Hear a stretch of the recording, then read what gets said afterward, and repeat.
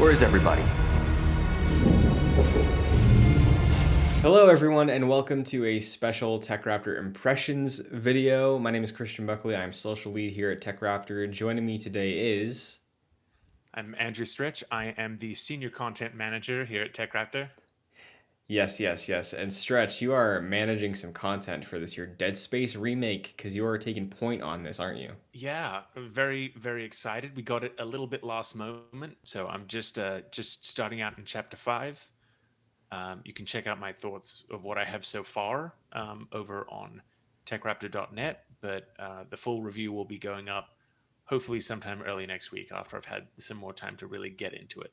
But super happy to jump in. I know that it's a remake, remaster, but that they were going to change some stuff. I wasn't really sure how that was going to go. I mean, our most recent famous remake, Final Fantasy, totally threw the baby out with the bathwater. But no, this Dead Space remastering is ridiculously faithful. It does what I always want remasters to do, and it's that the game looks and plays as good as my rose tinted memories of the game. And I think that's along the lines of what was done like back end development wise with something like The Last of Us Part 1 last year, which is very much Hmm. that is The Last of Us, but with updated like accessibility features, some Yeah. back end stuff that the player is never going to think about, but it is working on a completely different generational leap.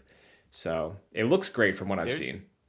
there's stuff in these accessibility settings that I never would have thought of in a video game that, just like what we've seen with pretty much all of Sony's first party studios, they've all been doing such a great job of implementing accessibility. But there's even like content warnings in Dead Space. There's a part early on where there's a man who's just gone crazy and he's just like hitting his head against a mirror until he drops, he expires. Hmm. Um, but if you're playing with like certain content warnings on and content filters on, as you approach that scene, you will get a specific message pop up to say like, "Hey, just a warning, you're about to see self harm." Whoa. Um, that yeah, it's like you wouldn't think. I mean, it's horror, and this is definitely just me coming at it from a a view set of just not thinking about these kinds of things, which is what makes accessibility so important. That these are things that so many people would never consider. But it takes a game that is horrific in a variety of ways. I mean, there's definitely like the body horror, the fear of the dark, um, thalassophobia. I believe that's the one of like the many eyes. Hmm. And it kind of boils it down to be like, yeah, you can not enjoy self harm, and we will make this game easier for you to consume. Yeah, that's awesome. That's super great to hear. And I'm curious to see if other games in the genre, specifically like huge triple A IP, embrace that in any way down the line. Speaking of, you brought up the Sony accessibility features. The Last of Us as a series can be incredibly horrific. So I wonder if an Yep. eventual part 3 comes around, they have some feature like that. So it's really cool to see Dead Space pushing something like that in its features. And I know, speaking of influence as well, the one of the changes on the surface level with this game is that the camera is now seamless, God of War style, right? Hmm. Yep. There's no loading screens or anything. That means that the trip that you have between the different tram stations and in and out of dialogue. I mean, the dialogue was already pretty seamless with just like the HUD pop up, so much so that you could be in the middle of a conversation and a necromorph could pop up. But yeah, it is really nice. It makes the world feel more whole, but by keeping that tram system intact, it gives you some downtime in case you want to take a look at your inventory, take a look at some data logs, see what's going on the map. But it also just makes it feel like it's a singular place. For someone like me who is a appreciator of the horror genre in games, I got really into it. I think a couple years ago when I really committed to Resident Evil. I played through all of them a couple years ago, and 2 Remake is one of my favorite games ever, and that is a game that people brought up when this game was announced. So for newcomers to Dead Space as a game, maybe they've experimented with some Resident Evils. Do you think that Dead Space is similar enough that people who are fans of maybe one game in this genre can experience a game that is revered as a classic amongst fans? Or do you feel that there's certain elements that are still outdated that might be harder for people to pick up in 2023? I think it does. A lot of Dead Space was fresh. It was like really nice at the time. There's definitely the necromorphs are zombie like, and it was nice to step away from kind of the more standard enemies and pull them into space, have them be something a bit kookier. In terms of mechanics, I think that everything holds up really well. And for Resident Evil fans, I mean, you've got the constant pressure. There's the jump scary moments. Um, the same way that a zombie might shamble out of a hallway and grab you at the last moment. You've instead got the necromorphs bursting out of the walls. Um, it does maintain that idea of like limited inventory, like yeah, even as far as I am at the moment, chapter 4, there has been 4 or 5 weapons that I've obtained so far, but when each of those takes up an inventory slot, and even with the mid-level, like I've upgraded twice and I've still only got 20 something slots, like low 20s, of items. And that doesn't include how much ammo I have stacking and stuff. It's a bit less of an issue with the first Dead Space because the plasma cutter is the best weapon in all video games, and you just don't need the other weapons. So that's number one tip for inventory management.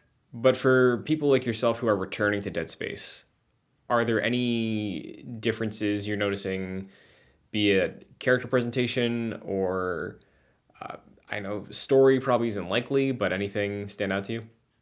Yeah, so there's very minimal difference in like the base elements of the story, but where you do see differences is in the portrayal of Isaac. Kind of Isaac never spoke in the first game. Instead, it was only until the second and third that they started really giving him good characterization. It kind of seems like they've seen, instead of building a part A, a part B, a part C, they've kind of taken a look at the whole process and thought, where can we tighten it up at the start? So that's been really fantastic to see him getting more involved in conversations. He's no longer the blank protagonist for a player to just slide into the persona of. In terms of gameplay elements, there are some solid changes to. There'll be times where you have to, get through a room, but you only have limited power resources. And it's like, well, if you need the doors to be open and you need the elevator to be active, I guess you're turning off the lights. And this game gets dark. Well, that's very intriguing because yeah, playing with visuals and HDR, I don't think was commonplace at all in what 2009 when the original came out, 2008. Yeah. So I'm sure there's a bunch of incredible work on display from the art department and Well, graphical just think fidelity. about it. Is that we're in the age of 4K and HDR and Dolby Atmos and stuff. But the original Xbox 360 didn't ship with HDMI. Yeah, So that's we've nuts. definitely we've come a long way. So my familiarity with Dead Space is just Dead Space 2. I played a good amount of that, and I was used to Isaac being a fully fleshed out character, at least in terms of portrayal. So do you find the added Isaac dialogue here in line with the future Dead Space titles where you've seen him, or does it feel like they're trying to like shift the tone at all? Because again, my familiarity with the Resident Evil remakes, it seems like some of them are shifting tone. Like a lot of the older ones are very campy. They definitely also are pushing more serious, high stakes tension. I'm sure whatever I answer now is going to be different to what I answer in 8 hours when I've Sure. finished the game. At the moment, it's been a whole lot of, we have a job to do. This is what we're going to do. We're going to get stuff resolved. And where is Nicole, who is the character that he's trying to chase after throughout the first game? As stuff starts going a bit more sideways and people start dying, I'll be very interested to see whether we still get a very like metered response to it, or whether we're like really gonna start seeing some emotion and some high performance out of it. Any like major final thoughts, since this is a remake, since a lot of people might be curious about picking this up for the first time? Uh, any words to say for people who are curious, people who are looking onward to this old game getting a facelift? Is it worth experimenting with if you're new to the genre or new to Dead Space? Like, if you're new to the genre, definitely yes. I think that Dead Space gets quite overlooked for its impact on horror in video games. It's I would put it right up there along with stuff like Resident Evil 4. It really just set such an impressive tone when it came out. And who doesn't enjoy a game with a dedicated curb stomp button? Yeah, and Um, telekinesis. That was huge when I played too. I was like, this is awesome. Just throwing yeah, stuff. That was sick. yeah. Throwing explosives, tearing their limbs off them, and stabbing them with their own arms. Yeah, I So loved that. That was so fucking awesome. cool. Um, for returning fans, like this is like coming home. It's so great. It's so good to see in high fidelity. As I said, it really it feels like the game that I have rose tinted memories of. I'm sure if I tried to go and play the original, it would feel like crap now.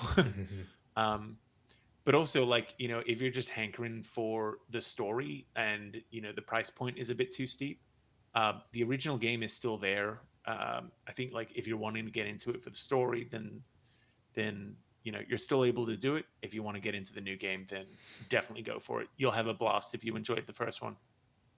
Nice. Well, yeah, that is impressions for Dead Space remake from Motive. Oh, I guess that's one other thing. Do you feel Motive, because they weren't the original developers? That was Visceral, who's been shut Yeah, down. it's weird. It's kind of like, it's they've done such a good job of recreating the original image, but absolutely no one who's or I don't believe anyone who was really involved on the first one is in any way majorly involved with this one. They've just, on their own kind of shown up and done a great job of smashing this remake out of the park. Well, excited to see what you think of the rest of the game. Excited to see the future of Dead Space after everybody gets their hands on this game and see where it goes down the line. But until then, you can stay tuned to TechRaptor.net for more from Stretch, see the full review, and we got a bunch of other stuff. You can check us out on TikTok as well, putting up content there every day. You can see this face over there. But thank you for watching. Enjoy Dead Space, and good luck. Truly divine.